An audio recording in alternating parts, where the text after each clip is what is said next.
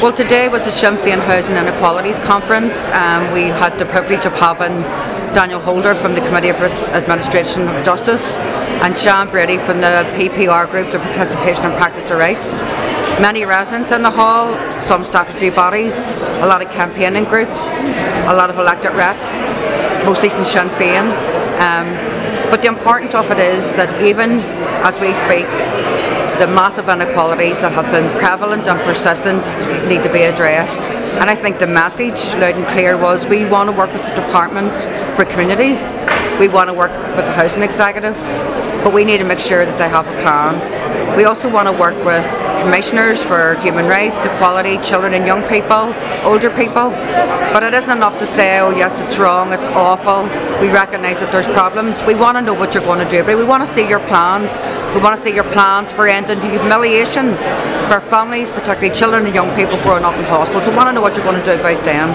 We want to know what you're going to do about the families living in rural communities who are almost been told that there's no need to apply on a housing waiting list because there's no land available for development. That needs to stop. But we need people within the civil service who've got responsibility for developing housing, which is a human right, to stand up. And if that doesn't happen, we will support residents and human rights groups trying to get justice through court. This is an example of what is at the heart of the political impasse today, a denial of rights.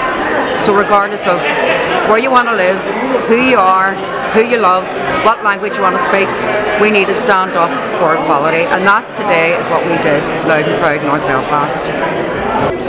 Well, it's great to be here in North Belfast for the Sinn Féin Housing Inequalities Conference. Right across Ireland, communities and families are being denied the right to housing, whether on sectarian grounds, on class grounds, on racial grounds, or simply because people don't want them to be there or governments don't want to invest. We need a constitutional legal right to housing. We need real investment in social and affordable housing for those people in need, and we need communities to feel empowered to campaign alongside progressive politicians to deliver the change that's required. It's not acceptable for a single child to be homeless or living in emergency accommodation, and today's conference and the speakers, I think, outlined really progressive and positive ways for us to challenge housing inequalities and ensure people get the homes that they deserve. Sinn Féin, go on in carta agus aontas na hÉireann, equality, rights and Irish unity.